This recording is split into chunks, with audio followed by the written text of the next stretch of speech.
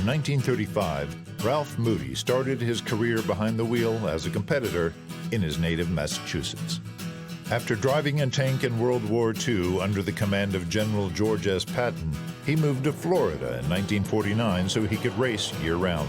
He was probably a mechanic the whole time, but he was also a race driver, and I got to watch him race in the 50s on the beach at Daytona. I can tell you one thing, he could run with any race car driver. He took his 57 Ford that had a supercharger on it, and he went up north, and I mean, he just won big time up there. As a driver, Moody won 5 times in the NASCAR Premier Series before joining forces with businessman John Holman in 1957 to form Holman Moody Racing, establishing the foundation of a powerhouse Ford NASCAR team. He was the mechanical genius, and John Holman was the business-minded genius on that team. So they were the perfect combination to be one of the dominant teams in the 50s and 60s. Nelson State outlasts and outruns the competition.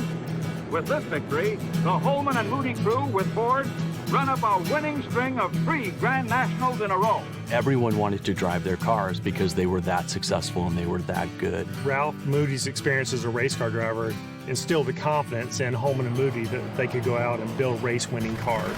He was the guts of the whole team. He was the team. So he's the one that mechanically made it all work. This is a 1962 Ford with the body off, made into a racing machine by Holman and Moody of Charlotte, North Carolina. Holman and Moody supplied race cars to many of the teams and race parts or chassis, and a lot of the race teams started congregating here around that geography and Holman and Moody, and now roughly 85–90% of the National Series teams are in the Charlotte area, and Holman and Moody was a big part of that. My dad loved his time at Holman and Moody, and he really was fortunate to be around Charlotte, North Carolina at the time when Holman and Moody was in their heyday. Back then, they were the Ford factory-backed team, 300 employees. They not only built the engines for all the Ford cars, but also the cars. That was Ford Motor Company's major edge that they had during that time in motorsports. Pearson has that Torino wound up as tight as she'll go, holds on to the lead, and takes the checkered flag.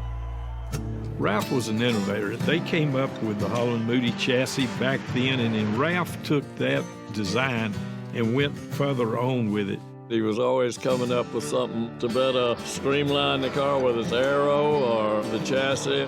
He was really big on making safer roll bars, better welders. They were the first ones that started stacking more bars from the bottom up on the driver's side. Ralph Moody, as long as he was around race cars, which was his entire life, he never saw the race car driver as just another part in the car. He saw that as a human being that he needed to protect as part of his job. Ralph Moody also understood talent as well as he knew the car. On the track, he was a master motivator and race strategist. He famously had "Think" written on the dashboard to remind his drivers of how they should approach the race. Ralph was a good person as far as figuring out how to put the people together. He put the right crew with the right driver under the right circumstances. He was always trying to improve the race cars and help the drivers at the same time. While back in the shop, it was a who's who of legendary mechanics with Herb Nabb, Jack Sullivan, Waddell Wilson, and Robert Yates all working under the hood. My dad was just enamored by Ralph, and anytime he got a chance to spend time with him and to work around him, he just really enjoyed that, enjoyed learning from him, and he looked up to him and was proud to be part of that company. I learned a lot from just watching him that I used later in my life when I became crew chief. All that talent translated into success on the track. There's the checkered flag. Fireball Roberts, driving Ford number 22, wins the 14th Southern 500 in record time. All told, Holman Moody cars won 96 races, including 2 Daytona 500s with Fred Lorenzen and Mario Andretti. Mario Andretti has won the 1967 Daytona 500. David Pearson earned consecutive championships at the wheel of a Holman Moody Ford in 1968 and 1969, with a remarkable 27 wins in that 2-year span. And in those 2 years, we run 100 races. And if he wasn't at the racetrack, he was back at the shop getting cars ready to go the next weekend.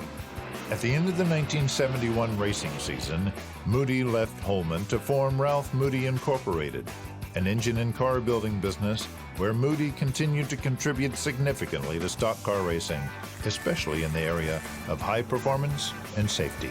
Moody's influence will be felt inside the garage area for generations to come. Just his ability to see the NASCAR parts and pieces in a way that made them perform better. Jack Roush and my dad Robert Yates and I talked a lot about Holman and Moody and how Roush Yates Racing Engines was going to be the modern day version of Holman and Moody. So it's really in our DNA. It's part of the Ford heritage, and we want to carry on the success that they started and really carry that on and make them proud.